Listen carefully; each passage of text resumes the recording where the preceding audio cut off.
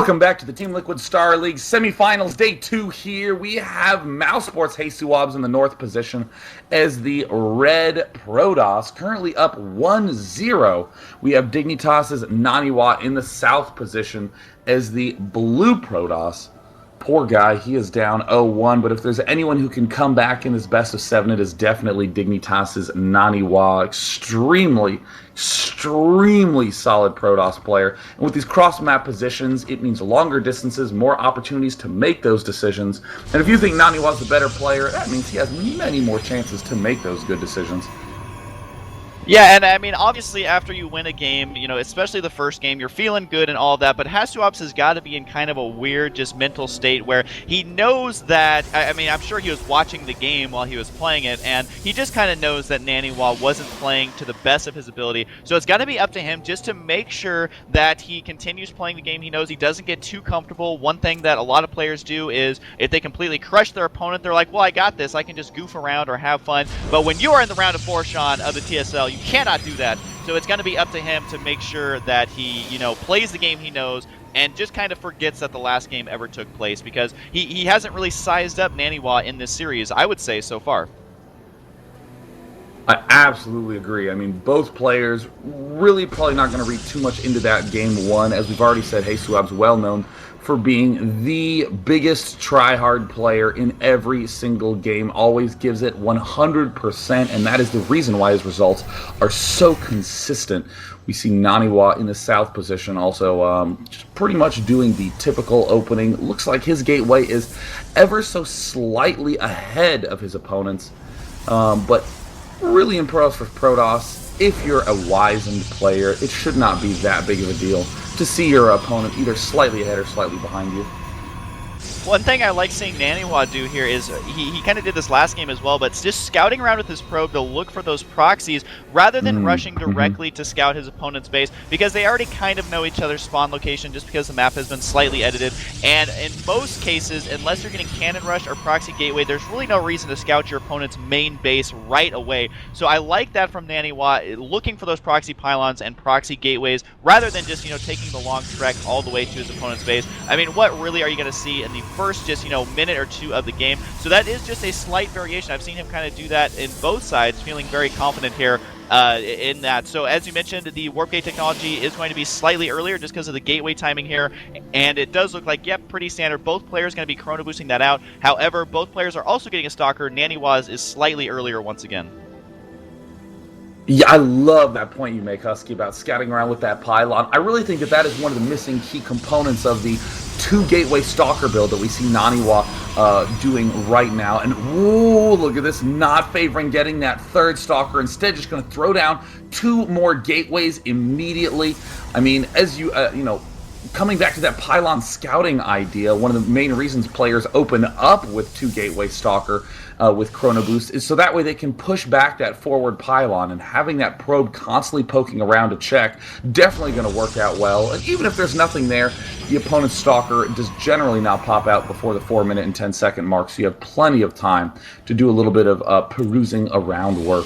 Looks like HasuObs is now rescouting with that 1 probe. Will it see the extra warp gates? Oh, it looks like it's going to be able to sneak in just barely.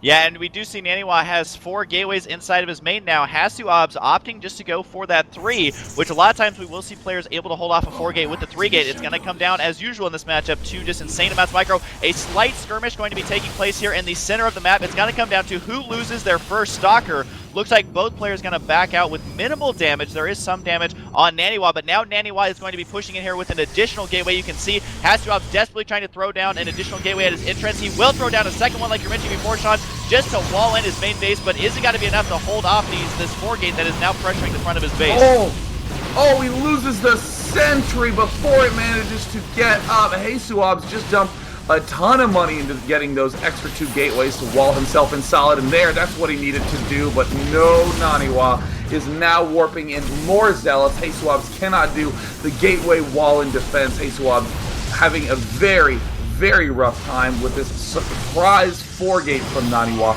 Very cleverly timed 4-gate. And there's the great sniping control by HasuObs, but I don't know if he's going to be able to warp in units quickly enough.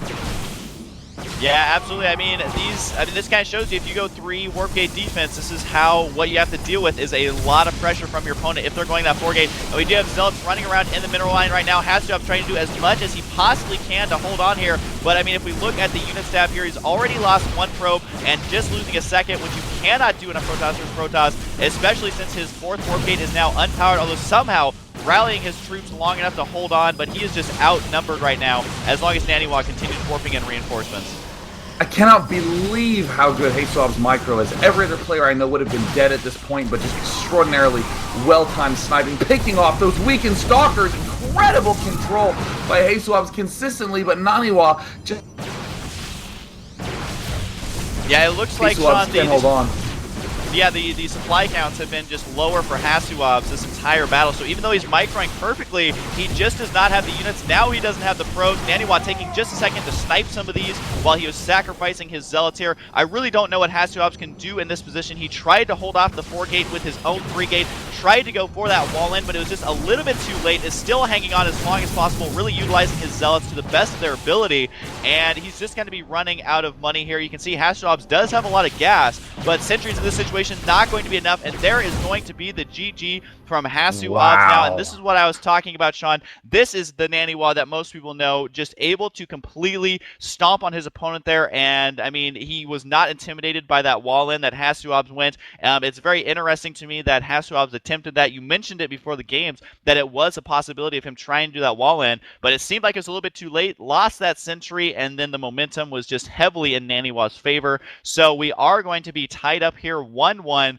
after a really short second game here on Metalopolis, and I also like how NaNiwa utilized the warping in Zealots on the high ground. Even though there was a wall in, even though there was force fields going on, he still was warping in units to break down that door, and of course, you know, HasuObs just wasn't prepared for it as he only had 3 gateways.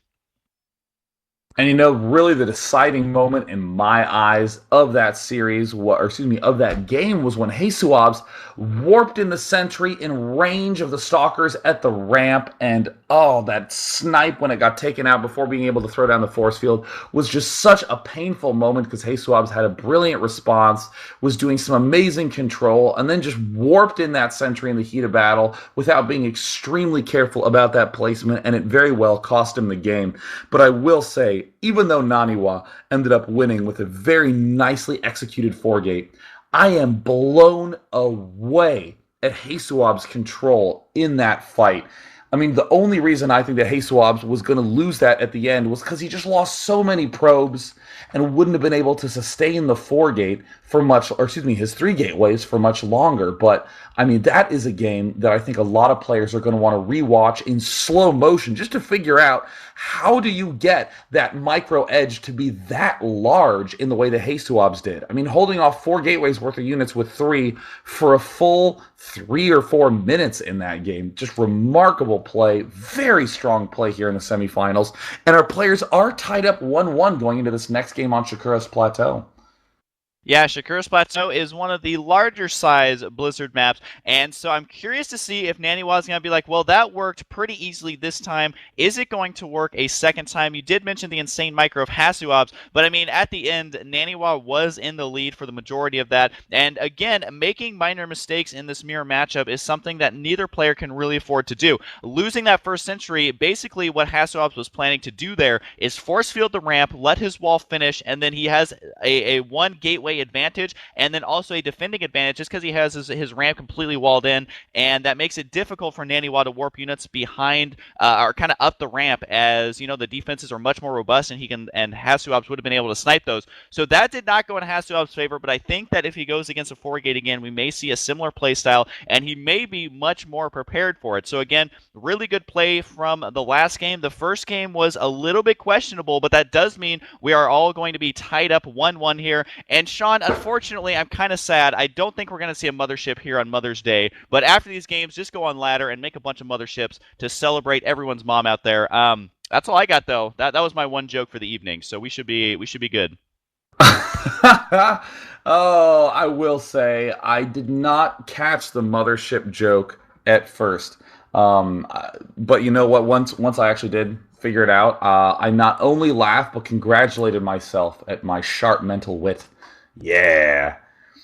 We would also like to give a big shout out once again to that raffle where you do get the chance to win a potential free trip all the way out to Korea to watch the matches, to get some free spending money, and of course to meet all the fine folks who make StarCraft 2 awesome. Definitely go sign up at teamliquid.net/raffle. Only open to you non-US citizens. But for you US citizens, be rest assured, you get to watch yourself a semifinal for free no matter what.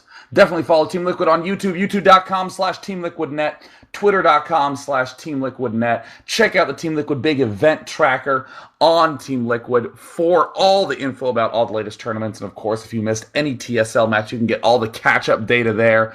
And while you're doing that, I think that we are going to go directly into Game 3 here in the Team Liquid Strategy Semifinals, Day 2 between HasuObs and Dignitas. Let's hit it.